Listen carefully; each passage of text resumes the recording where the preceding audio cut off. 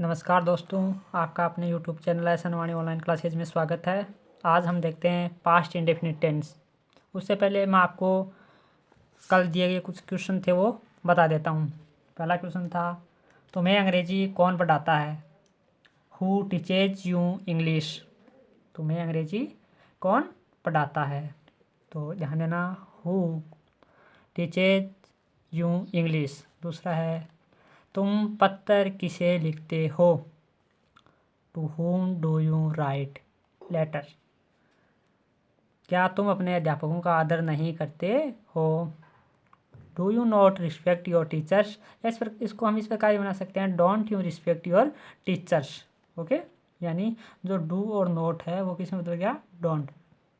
क्या तुम गरीबों की मदद नहीं करते हो? Do you not help the poor या don't you help the poor?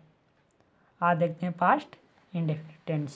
देखो, पास्ट इंडेफिनिट यानी जो आपका भूत है निश्चित काल या सिंपल पास्ट टेंस भी बोलते हैं, जिसको साधारण भूतकाल भी बोलते हैं। इसकी हिंदी वाक्यों की जो पहचान है वो क्या होती है? ता था, ती थी, ते थे, या ये आदि। अर्थात साधारण भूतकाल का क्या होता है? बोध हो। जिस वाक्य में साधारण भूतकाल का बोध हो क्या होता है? साधारण भूतकाल या भूत है निश्चित काल यानी पास्ट इंडेफिनिट टेंस या सिंपल पास्ट टेंस। अंग्रेजी वाक्यों की पहचान यानी इसमें जो एक्शन जो आपकी क्रियाएं कंप्लीट होती है वो किस में होती है? पास्ट में होती है, भूतकाल में होती है। पहले तो ये actions completed in the past. Past habits आपकी जो पुरानी आदतें हैं वो इसमें क्या की जाती है? रिप्रेजेंट कर। देखो, कुछ एक शब्द हैं जो आपको ये बोध करवाएंगे कि ये जो वाक्य है वो पास्ट इंडेफिनिट टेंस का है, अंग्रेजी वाक्य। तो अंग्रेजी वाक्य की पहचान देख लेना एक तरह से। Yesterday, ago, before, last day, last week, last month, last year, the other day, in 2001, 1999, यानी जो भी आपकी सन है, ईयर आदि। एडवर्ब का प्रयोग होता है।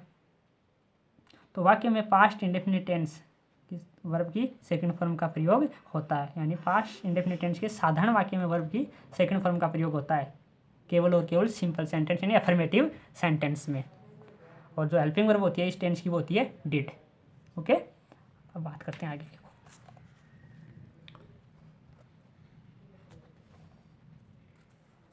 अफर्मेटिव सेंटेंस यानी जिसको क्या कहते हैं?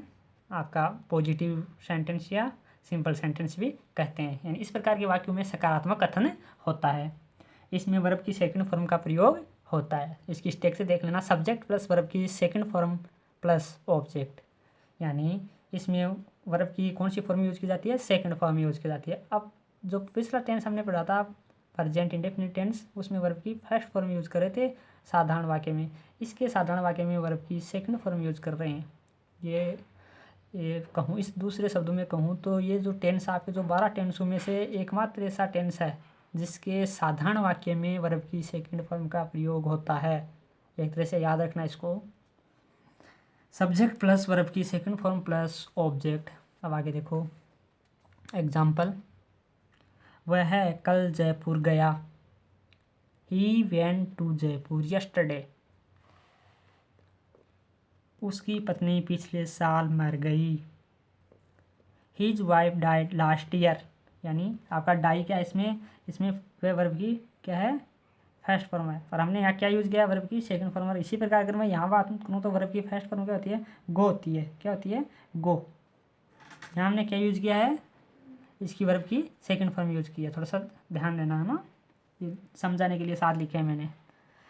मैं 1999 में जयपुर में रहता था। आई लिव्ड इन जयपुर इन 1999।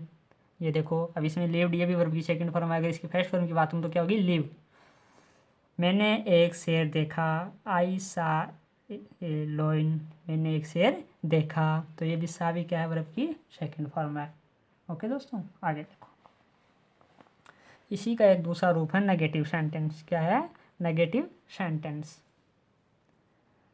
यानी नकारात्मक वाक्य। इस प्रकार के वाक्यों में नकारात्मक कथन होता है। इसमें नोट का प्रयोग होता है।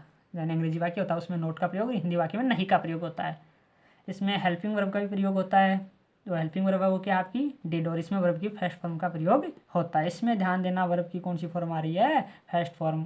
ऊपर वाले में हम पढ़ रहे थे, इसमें कौन सी आ रही थी, सेकंड फॉर्म। तो ये नेगेटिव सेंटेंस से क्या हो जाता है, हेल्पिंग वर्ब का प्रयोग हो जाता है और हेल्पिंग वर्ब के प्रयोग के साथ इसकी वर्ब की फर्स्ट फॉर्म का प्रयोग भी स्टार्ट हो जाता है। इसकी स्ट्रक्चर थोड़ा सा देखना, स्ट्रक्चर यानी क्या होती है इसकी जो संरचना, ध्यान देना वो क्या है, subject plus helping verb plus not plus verb की फर्स्ट फॉर्म प्लस ऑब्जेक्ट। यानी सब्जेक्ट के साथ क्या है, हेल्पिंग वर्ब है, जो आपका स्ट्रक्चर होगी उसमें सब्जेक्ट के साथ क्या आएगी, हेल्पिंग वर्ब आएगी, हेल्पिंग वर्ब के बाद क्या आएगी, नोट, और उसके बाद वर्ब की फर्स्ट फॉर्म और उसके बाद ऑब्जेक्ट। ये आपकी क्या है, इस नेगेटिव सेंटेंस की संरचना है कि नेगेटिव सेंटेंस को किस प्रकार बनाया जाता है। देखते हैं आगे किस प्रकार।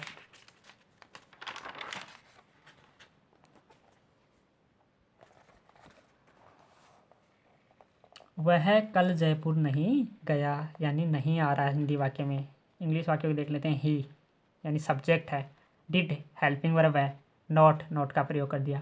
गो, अब देखना गो यहाँ क्या है, वर्ब की फर्स्ट फॉर्म है, देखो गो वर्ब की फर्स्ट फॉर्म आई है। यही अपनी स्ट्रक्चर कह रही थी कि subject plus helping verb plus not plus verb की फर्स्ट फॉर्म प्लस ऑब्जेक्ट, और आगे to Jaipur yesterday, okay yesterday, वह कल जयपुर नहीं गया। इसी प्रकार अगला देखेंगे, मैं 1999 में जयपुर में नहीं रहता था, यानी मैं 1999 में जयपुर में नहीं रहता था। I did not live in Jaipur इन 1999।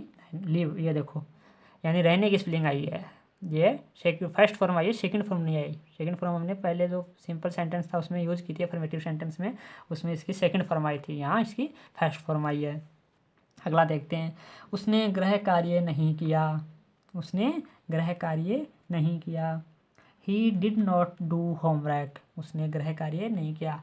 यानी इसमें भी देखो डू यानी करना, यानी वर्ब की कौन सी फॉर्म है, फर्स्ट फॉर्म है, तो डिड नॉट और वर्ब की फर्स्ट फॉर्म यानी subject plus helping verb plus not plus verb की फर्स्ट फॉर्म प्लस ऑब्जेक्ट। इसी स्ट्रक्चर पर आधारित आपकी। अब 2 क्वेश्चन मैं आपके लिए दे रहा हूँ, आपको करना है, मेरे को कमेंट करना, ओके। मेरी माताजी ने भोजन नहीं पकाया, यानी मेरी माताजी ने भोजन नहीं पकाया नेगेटिव सेंटेंस है, तो दोस्तों करने की कोशिश करना है इसको। दूसरा क्वेश्चन है, मैं 2005 में गांव में रहता था, यह आपका सिंपल सेंटेंस यानी अफर्मेटिव सेंटेंस है। आज हमने 2 प्रकार के सेंटेंस पढ़े, अफर्मेटिव और नेगेटिव। तो एक अफर्मेटिव सेंटेंस का उदाहरण है, एग्जाम्पल है, एक नेगेटिव सेंटेंस का एग्जाम्पल है, दोनों को करना है। कल मैं फिर अगले वीडियो में इनका आंसर बताऊंगा, तो उनसे मिलान करना, ओके। तो तब तक के लिए धन्यवाद, नमस्कार, मिलते हैं अगले वीडियो में।